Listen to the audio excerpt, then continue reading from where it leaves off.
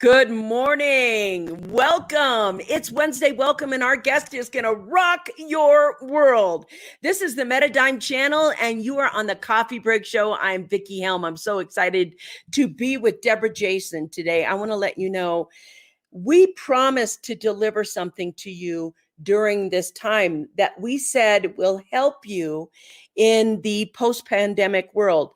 If you're looking for all the best marketing skills, you are not going to want to miss this show. Listen, if you're new to the Smart Life Club, if you're new to the Metadime Digital Channel, we had a name change right there, Metadime Digital Channel, and you're new to the Coffee Break Show, this is a place where we share tips, tools, techniques. We have a break. We get a cup of coffee. We hang out. We have a conversation, and we just have fun. And so every day we go live Monday through Friday. And if you're new here, just put your name down below so that we can get to know you and have some fun with you.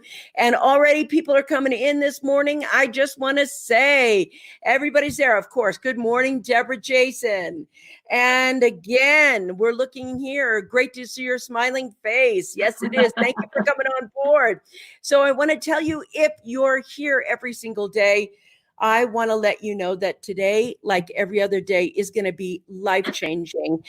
We have an award-winning, first of all, I want to let you know, Debra Jason's my friend. She's really just absolutely one of the most uplifting and inspiring people. And she has such talents and gifts. She's a keynote speaker. We've been on stage together. We've talked at several events that we were both at. And she is one of the most engaging speakers that I've ever seen. And she's amazing at what she can do. But today, she is going to tell you and give you some of the most important skill sets that you're going to need for the future in order to help you grow your business, grow your message, get all kinds of things out to the public. Hi, guys. How you doing? I just want to say hello.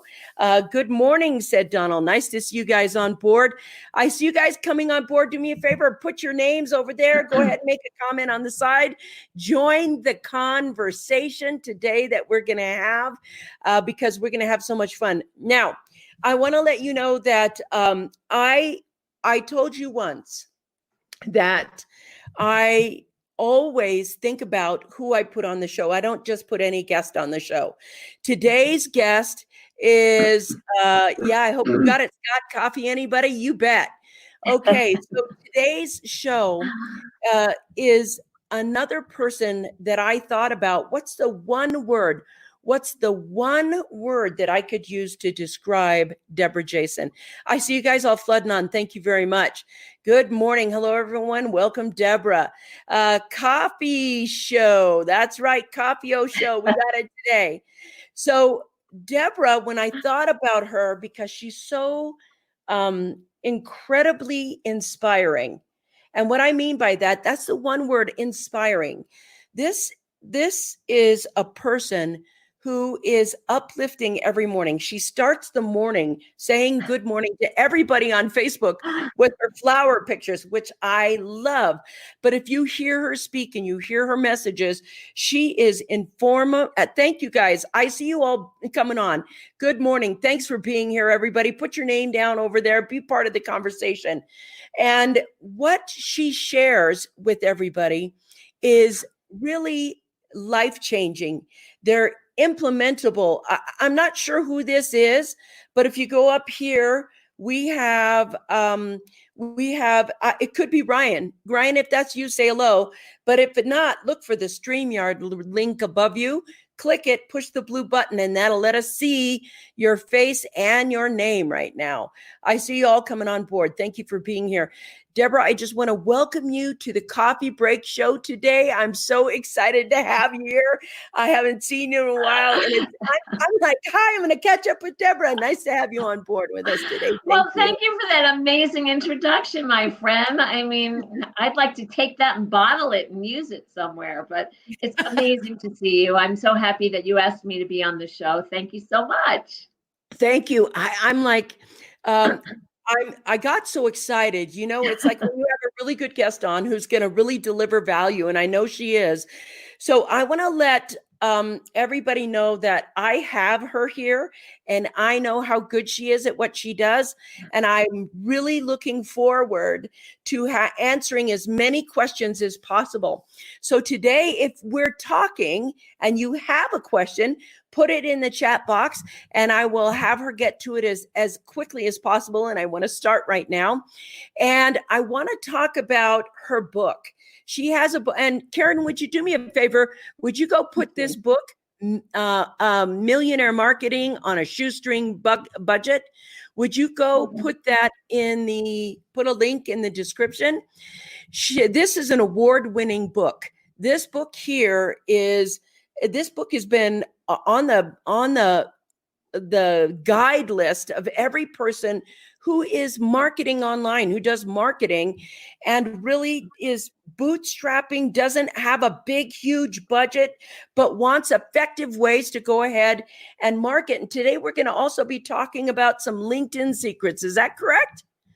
That's what we're going to talk about. We can talk about all kinds of things, but yeah, LinkedIn right now, given what we're going through, is important because a lot of people are looking at reinventing themselves or rethinking what they have on their profile and whether it really is showing them in the best light. Yes, that's a big question, isn't it? That's something that we have to it's really important to have that now because part of the thing, the protein break show with Vicky doesn't flow. What is that? It's coffee, always coffee break. So let's start the conversation today with let's start with the book. Let's say let's start with, because I want everybody to know, what are you going to get in this book first? 3 tips. And then let's talk about the power of LinkedIn and start from there. So the book actually came about after 9/11. A lot of my clients, I'm a copywriter. I've had my business as a copywriter since 1989. And a lot of my clients were calling and saying, I'm scared, I'm frightened, I'm cutting back on my marketing. I don't want to do anything. And my thought was, this is not the time to cut back. This is the time you want to stay visible. Because when you stay visible in the tough times, then people remember you in the good times. Yes. So I started to give them feedback on how to market themselves and to do it cost effectively or at no cost. Now, you have to remember, this was before we have this thing called the internet and social media marketing. So it's everything I did when I started my business. Brilliant. And that I continue to do. So I say that one of the most fun ways to market yourself without a hardcore sales pitch, is to speak. Okay. Now, of course, right now you can't be doing in-person presentations, but there's so much that's happening online. So think about what is your area of expertise and what can you share? Maybe it's something about, your success tips for being in business. Maybe it's about marketing tips that you have. Maybe it's about LinkedIn. Maybe it's about Facebook advertising. So what can you share with your audience that has value? And go out there and speak about it, because that helps you build visibility and credibility and your authority. So speaking is one of my favorite tips to tell people to go out there, and it doesn't cost you anything. Oh, we might want to put in a headset. We got some feedback there. But yes, you are a very, very good keynote speaker. And I say that because I have 20 years experience and I've watched people on stage every time I go, and you are just absolutely excellent at it. I want to go back to the beginning here because I think it's really interesting for what you just one of the things that you just said. One of the things that you said was you wrote the book after 9/11, and that what happened was one of your clients wanted to cut back, and you were like, no, now's the time to be out there. Now's the time to absolutely give it your best, because they will remember you when you were with them in the bad times. Now, I think that's an extraordinary piece of advice, and I want everybody listening to really breathe that in, because that's what's happening. Most people are abandoning the ship. They're abandoning their ship, and what happens is when you step up your game during this time, then stepping up your game online to be with them, to know that you're rising with them, that you understand them, that is a key component of being able to make it through the other side. And I thought that was so brilliantly said. And I'm wondering, maybe if you had, and I want to let you know, I have no scripted questions. I never said, hey, I'm going to ask you this, and then I'm going to ask you this. This is improv. This is when expertise flows. Thank you. We like that. Gene, how you doing? It's great to see you, bud. So what happens here is that I want to ask you, if you were talking to a client right now and they had an online presence, what would you advise them to do to help them be with their clients? What would you advise them to have in place for a little bit to show their, allegiance with or loyalty to? So right now, it's awesome that you likened this to a ship, because one of the blog posts I wrote recently is called Marketing in Turbulent Times, Don't Give Up the Ship. Yes. So if you were sitting across from me and you were my client, I would say, okay, how about being a guest on a podcast? Being a guest on a webinar? It could be an interview like this. It could be something I've been a guest where I've done a whole presentation with PowerPoints and everything. Yep. But then you don't just leave it there. You take tips that you presented in that podcast or in that webinar, and you share them on whatever social media channels you're on. You can create memes about them. You can also write articles about them, put them on your blog. For example, the post I put on my blog about marketing in turbulent times, I reached out to a trade organization where I had spoken at their conference, and they're going to publish it in their digital magazine. Nice. I reached out to a local business publication, and they're going to put it in their newspaper. So those are ways that I'm staying visible that are easy for other people to do as well. And you can look at, just to quickly mention this, it's called the radio guest list. If you go online, and you can find opportunities to be a guest on somebody's show.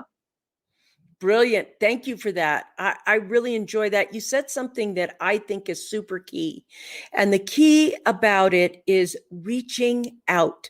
So often we try to wait till somebody reaches to us, and reaching out is a marketing skill set in and of itself, in my opinion. I like this.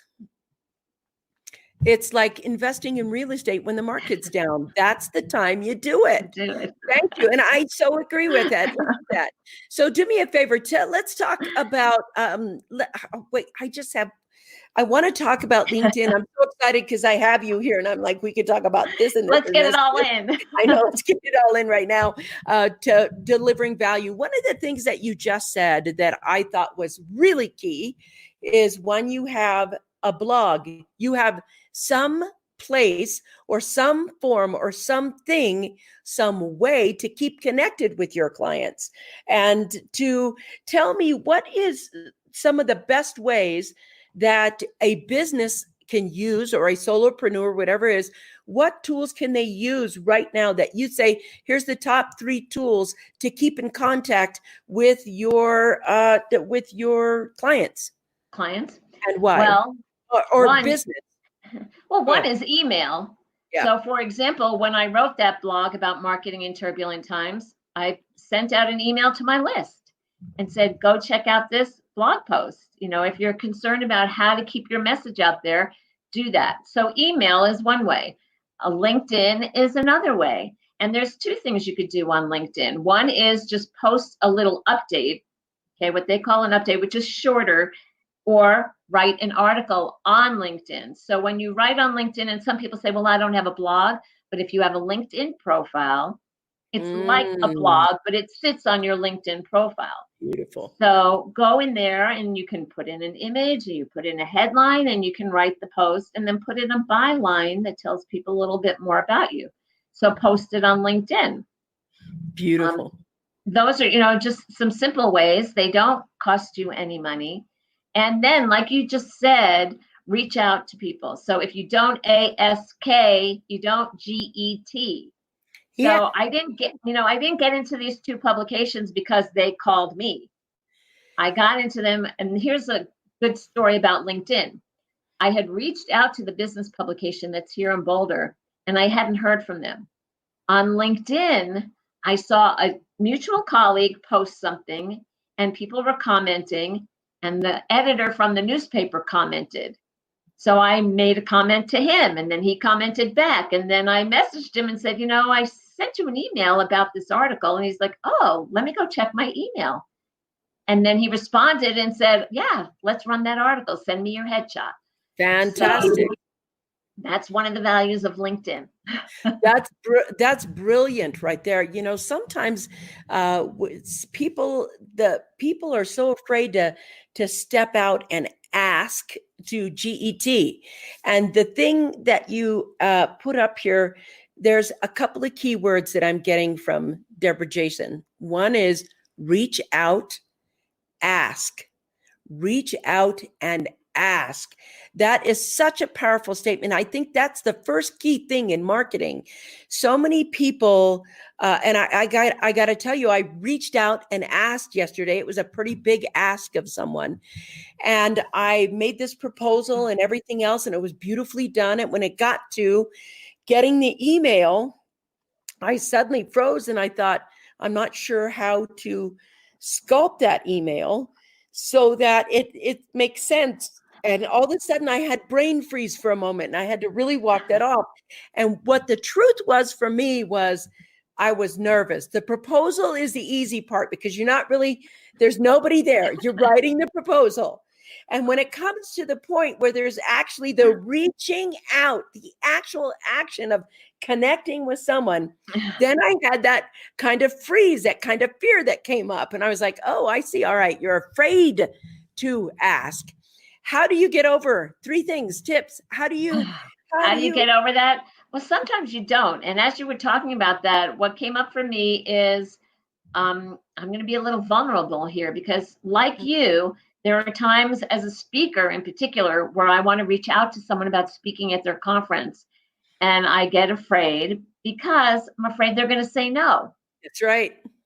That's the big what's the worst that can happen is they say no. Yeah. But if you reach out, they might say yes. Yeah. So my philosophy on it, and I'm not always great at it because if I get too many no's, then I take it really personally. But my advice is to be consistent and persistent. So one positive example that happened to me, and this was a couple of years ago, a gentleman from RE/MAX. I really wanted to speak at RE/MAX. I kept reaching out to him. He came and he heard me speak, and then he said he was interested. And so I followed up with an email, and it turned out he wasn't the decision maker. So he had to give my name to somebody else. And then I followed up again, and I kept following up. And after a while, I said, nothing was happening. I sent him a message, and I said, I'm sorry, I don't want to be a nudge. So if you're not interested anymore, that's okay, but just tell me. Yeah. But otherwise, if you're still interested, let me know. And he said, Debra, thank you so much for being persistent. And I was like, whoa, okay, it works. As opposed to another time, I reached out to an organization and I'd already spoken there, but they had a changing of the guard. And there was a new person there. And so I was staying in touch, and I do a variety of things. I email, sometimes I call, sometimes I'll send a card, and I don't pitch. So I'll send a card saying, Happy New Year, Happy 4th of July. Well, at the holidays, I sent this woman a card, and it came back undeliverable.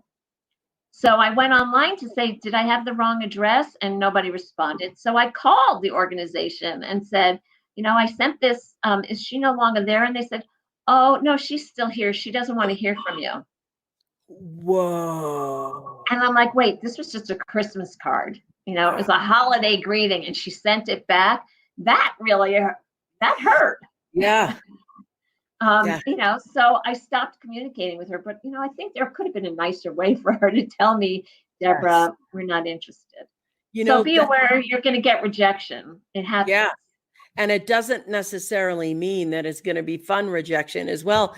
And I got to tell you, if you're anyone who's willing to be out there and make a difference in the world, you're going to take a few hits, full stop. You're going to have a few moments in there where something could make a difference in the world, and you reach out, and maybe you get that no, and it's just a gracious no, thank you. Maybe Yes. you get that yes, and oh my gosh, it feels so great to get that yes. And maybe you have somebody that's going to troll you or be rude to you or lie to you. Stuff is going to happen. The thing is, the power that you feel of being able to ask and being able to take the vulnerability piece is so empowering to do. It's so empowering. Now, we ask in a polite way, no matter what, we ask in a polite way, we ask in a courteous way, and we always drop value. And I think you guys know that. But today, right now, I want to head up and talk about LinkedIn. Are you guys okay with that? We're going to switch because the power of LinkedIn is her expertise, and I don't want you to miss this part. But she has, this is what I'm telling you. That's why I sat down. We could talk for 3 hours, 4 hours, and, just get all these diamond stuff from her. She's really that good. And so what I want to say is, tell me why you like LinkedIn first. Let's just hear, why do you like LinkedIn? Wait a minute. I'm sorry. I just want to put this up. But Reaching out and ask is very important. In my days, we called in proactive marketing. Most of my leads in the past 30 years have come from reaching out and asking. Thank you. That is so true. I like this, but this is the vulnerability piece. Not everything is a good fit for everybody. I like this one. Some will, some won't. So what? So what? Someone's waiting. Yes. Very good. Thank you guys for that. So tell me, what is so wonderful about LinkedIn? Why do you like it? Why is it important? So LinkedIn is important. One, more and more these days, people are going online and searching for you before they ever meet you. So whether they're going to be listening to you online or in the days before COVID, going to a conference, they'll search for you. And so you're in a position to win or lose based on what they find on your LinkedIn profile and your activity there. Okay. So that's really important. And what I love about LinkedIn is that it's about building and nurturing relationships. And so I'm a connector. So what I want people to remember who are watching is that it's not about going in there and pitching, at least not to begin with. Okay. So I tell people, ditch the pitch. That's my saying. You go onto LinkedIn to build and nurture relationships, to have conversations. I just gave you an example of a conversation that happened on LinkedIn, and it's leading to me having an article in a business publication. So it's about building those relationships so that then people get to know you, like you, trust you. The good old KLT factor. Yes. So for those who have read Bob Berg and John David Mann, the Go-Giver series, they say all things being equal, people do business with and refer business to the people they know, like, and trust. And LinkedIn gives you the opportunity to do that, to build and nurture that KLT factor. Yes, I think that's so beautiful what you just said, because it's so important. We always talk about having a servant leader. What about a servant marketer? What about the theory of having a servant marketer that actually believes the relationship building piece of that marketing skill is the most important? And so, that's the power of that is so important. She said earlier, well, I email my email list. That's like, those are the connections that you make over time that you continue to be a servant marketer and a servant leader to them. And on LinkedIn, she said, the first place they're going to go, probably Facebook and LinkedIn, to look you up and see who you are. And tell me, what kinds of things should they have on their LinkedIn profile to help people find out about them? How do you get that correct? This is a 3-hour workshop that I do. So really important thing on LinkedIn, and a lot of people do this, they put up a profile, but they don't really put up what we call a robust and optimized profile. They throw up a picture, maybe they put in their job title, and then they go, nothing's happening on LinkedIn. Why? So the most important thing when you get on LinkedIn is to create a complete profile. What I mean by complete is you have a professional photo. It doesn't necessarily mean it has to be a professional photographer.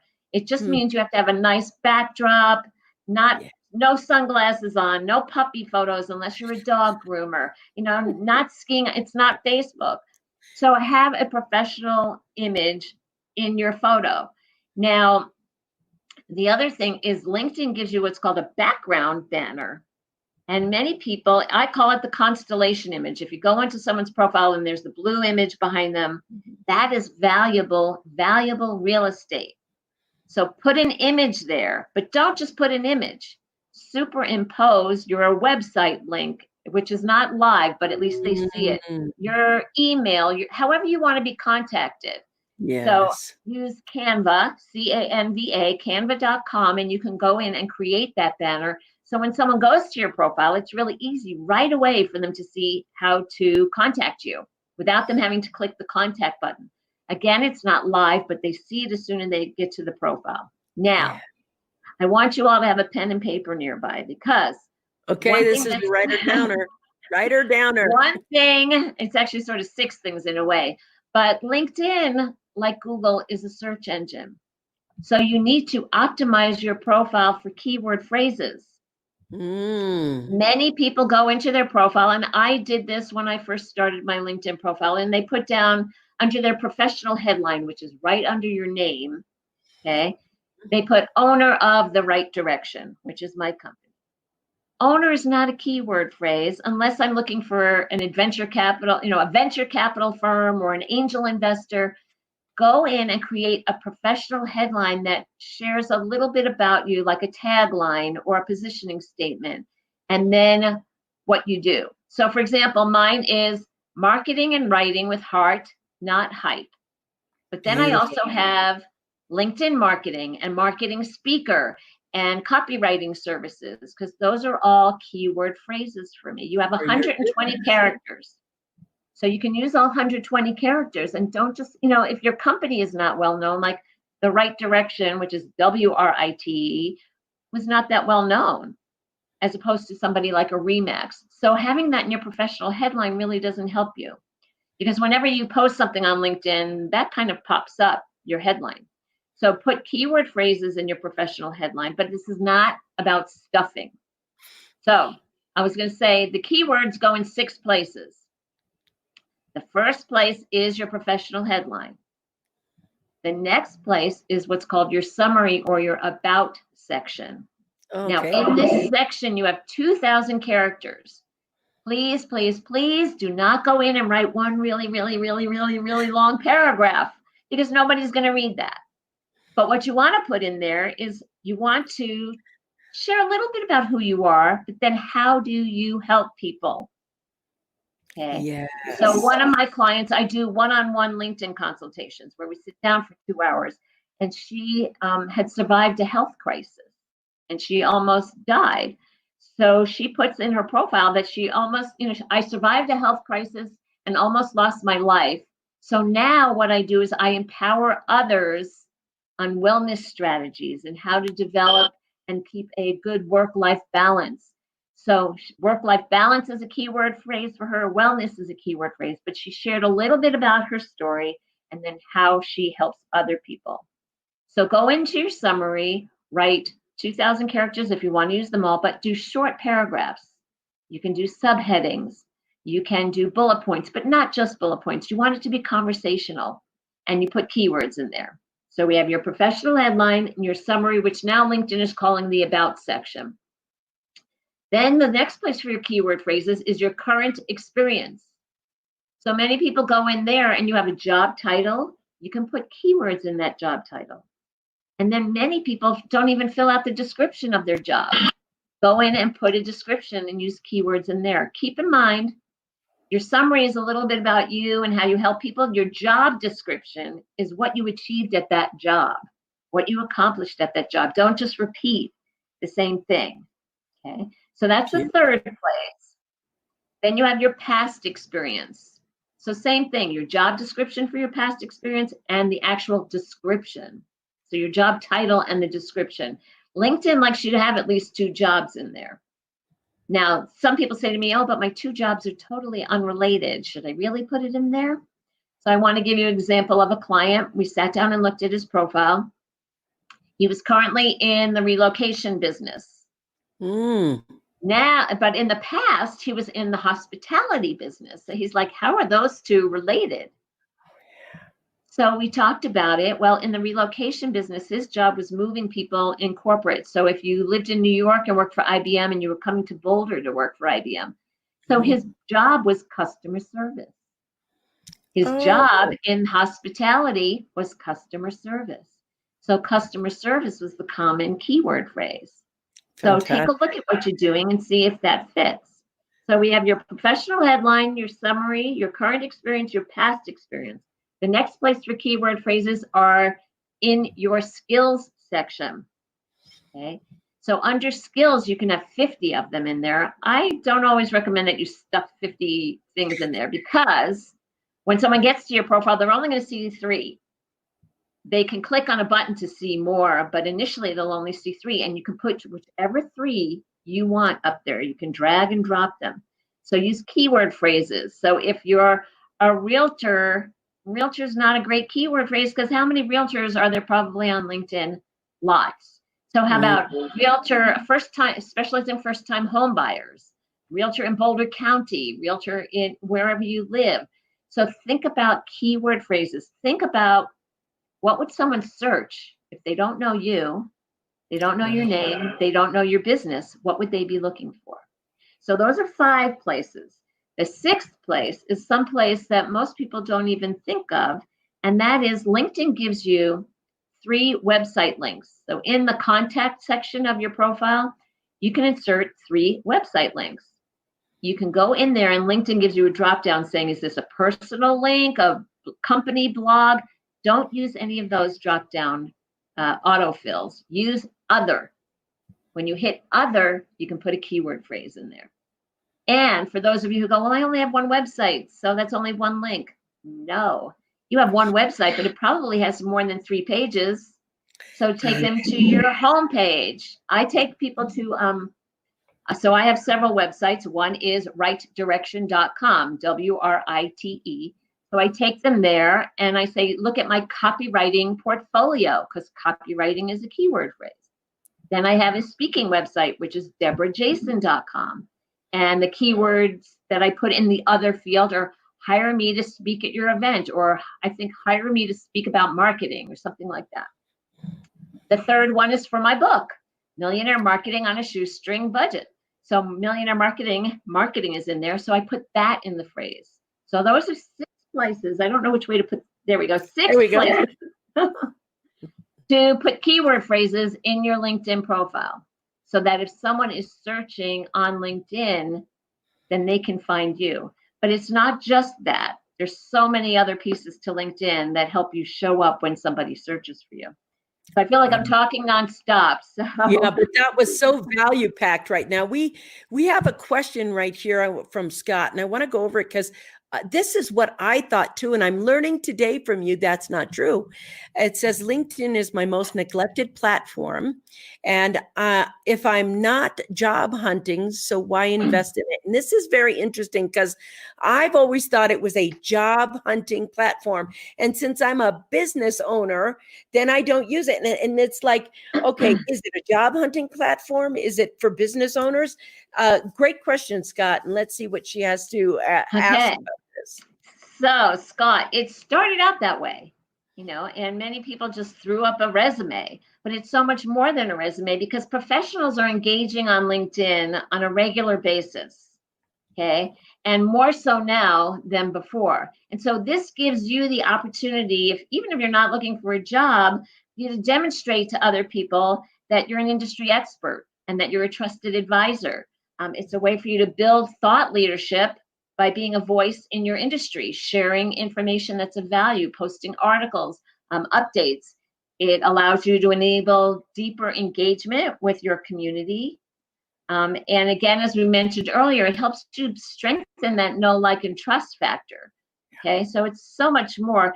Approximately 73% of the people who are on LinkedIn use it for networking. Wow. Okay. So one thing I tell people is don't go on there thinking, 1, that it's just about finding a job, or 2, that it's about finding clients.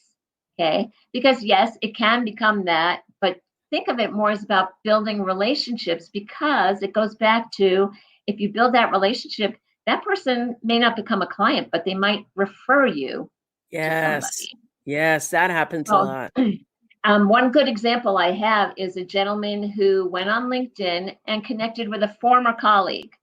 Okay, they hadn't been in touch in a while. They started to have a conversation. That colleague referred, this person was a financial advisor. The colleague referred his new friend, his refound friend, to somebody. That somebody hired him to be his financial advisor, and it was a $70 million retail account. So that Nice. first connection wasn't about client, a new client. It was a referral to a client. So Scott, if you're out there, you can receive in LinkedIn. This is a statistic from LinkedIn. If you have a complete and robust profile, you can receive up to 40 times more opportunities through the network. Wow. So a complete and robust profile means you're filling out all the fields. You're not just putting up a picture and a title. You're not just putting in a title and no job description. You're not including a summary. So all those things are really important in creating that robust profile. And then you have to do something really important, which is engage. And the reason I show you this is my mother's engagement ring. So when you're on LinkedIn, it's like joining a chamber of commerce or any association. You don't just pay your dues and sit back and go, okay, what are you doing for me? You have to get engaged. You have to get involved. So that means for many of you who are on Facebook, you know what it means to like and comment and share. You do the same thing on LinkedIn. Beautiful. Thank you. This is so important because I realize there's a lot of, I'm not the only one confused about LinkedIn. It's a stumbling block for me. I get requests all the time for connections, but I never go there. Looks like I need to make some serious changes. Yes. Do you know how they say if you're leaving money on the table and you're thinking, well, how am I leaving money on the table? This is an example of that. Now, when you start using the power of things, using it correctly, you can always create more connections and more relationships. This is the point of LinkedIn. And first I want to say, look, it's over the hour. Is it okay if we go on for a little bit longer? Are you okay with that? Great. Thank you. Because there is so many people. I thought this too. Karen says 70% of the people using LinkedIn for networking. Who knew? People are very excited about that statistic because they're saying, I didn't think of that way. Now, do you see how we're underutilizing this? This is the power. Now, I want to let you know, everybody who comes on this show gives so freely and so wonderfully. I mean, these are workshops that she does. These are things that she helps professionals do. These are things that we can utilize right now. And she's just generously shared it with you for no reason at all, except that she and I are friends. Now, I really love that kind of friendship. But I want to let you know that LinkedIn is one of the most, I think, underutilized tools. And I'm guilty of that as well. I am very guilty of that as well, because I keep noticing that if we label it as a job getting tool instead of a networking tool. And I think her marketing expertise is that she uses it as a networking tool. Now, how would you approach a new, like if you wanted to meet somebody, you know how they do that Kevin Bacon thing? There's only, 6 between, because right away when you're, how do we get to it's a lot of people see it as how do I get to the gate, past the gatekeeper kind of tool. And let's say you really want to create a relationship with maybe not an influencer, but somebody that's an influencer in your industry, not a celebrity influencer. But what happens if we go ahead and we have some expertise that we know we could maybe joint venture or network with somebody? How would you approach getting to meet them in your network on LinkedIn and things like that? Well, here's a good example. There was a gentleman who's an author, and he wanted to speak at a writers' conference. And so he went on LinkedIn and found the director of the writers' conference and messaged him. Okay, but he didn't message him and say, hi, Vicki, I want to speak at your conference, hire me. He messaged him and said, hi, Vicki, I see that you're the director of the ABC conference. I'd like to stay connected with you, but here's another point. First, go look at someone's profile. Is there anything in their profile that you have in common with them? Maybe you went to the same university and you don't know it, talking about the 6 degrees of separation. Yeah. Maybe they have an interest that they posted, like they love salsa dancing and so do you. So if there's something like that, pull that out and say, I see that you're into salsa dancing, or that, you know, you were at the same conference or you went to the same university. I'd love to stay in touch with you. Then you wait and see if they respond, you know, and they might respond just by accepting your invitation. If they do, please, your next message, ditch the pitch. Okay, the next message is not going, okay, now that we're connected, I really wanted to say that you should hire me. No. Okay, share value. Say, oh, I see that, you know, you posted something about, or go and see what they're posting and comment on their posts, or like their posts, or share their posts. Okay, so then you're staying top of mind with them. Okay, they're saying, oh, this Vicki keeps showing up. It's like me going into that post and commenting on someone else's, and I ended up speaking with the editor. So use it in a smart and savvy way. The author who got in touch with this director of the conference eventually did get asked to be on the faculty of that conference. Okay, but it just doesn't happen as soon as you send out that invite. Somebody messaged in the comments you posted, you know, that they get a lot of invites. So there's a couple of points I want to touch on there, because most often, I bet you people in the room would say, I get invites from people I don't know. Yes. And so what do I do? Should I ignore them? Most of the time I do. So myself, and you may know Vivica von Rosen, who's also a LinkedIn speaker, say you have to be sensible about it. My recommendation is don't accept the invitation, don't ignore it. Go look at that person's profile. Do you have anyone in common? Do you have any interests in common? Is there anything that makes you say, oh, this could maybe be a good partner, a resource partner, an affiliate partner, a client, whatever, all of the above, a gatekeeper? Yeah. So then at that point, I still say don't accept. I say go back to the invitation. Okay. And when you go into my network and you see your invitations, you can send that person a message without connecting yet and say, this is what I do, especially when I don't know them or I don't recognize them. And this is about starting a conversation. I say, Vicki, thanks so much for reaching out on LinkedIn, but I'm curious, were you referred to me? Or were you simply searching LinkedIn? It helps me to know how people connect with me. I look forward to hearing from you. Even told you what to say on that one. That was, what a great gem that was. Hey, I want to ask you, because I notice right now you have a freebie for the people that are on here. Yes, and I'm I put it looking in at there. writingdirection.com, LinkedIn. Do you mind if I share it with everybody? Oh, yeah, I put it in there. I didn't know how to get it into the chat box. So That's yes, go ahead okay. and share it. She has a free gift for everybody, and I really that's gracious. You've done so much, and you guys are speaking. Let's see. I'm going to put it in here. Give me a second, and tell me, you guys. I see so many of you. I put it in there. It's in there twice. It is from Metadime Media. Look for the little Metadime Media ball. It's right there. I'll put it up on the screen so you can see it right there. Writingdirections.com, LinkedIn -10-point checklists.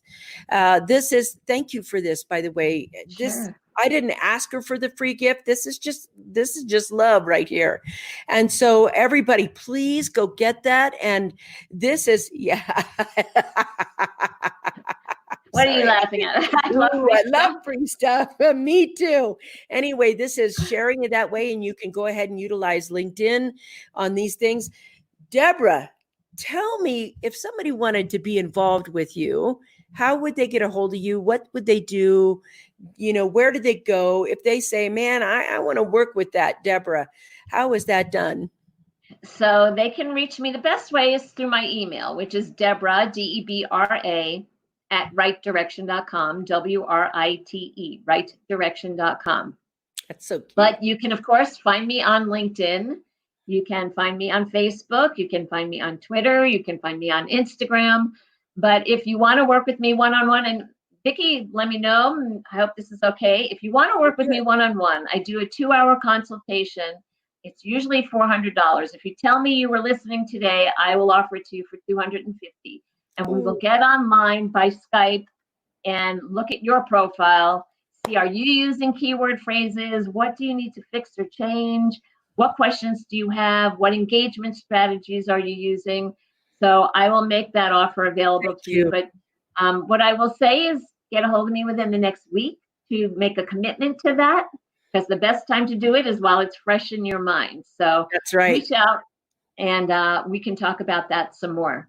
You know, it's so interesting that we look at somehow, for some reason, we don't see all the gems in front of us that are ways to market that are absolutely powerful organic strategies. Like everybody thinks, well, make the product, get a Facebook ad, throw it up there and just throw a lot of money. So you're throwing thousands and thousands and thousands of dollars just getting the Facebook ad that's right and can convert.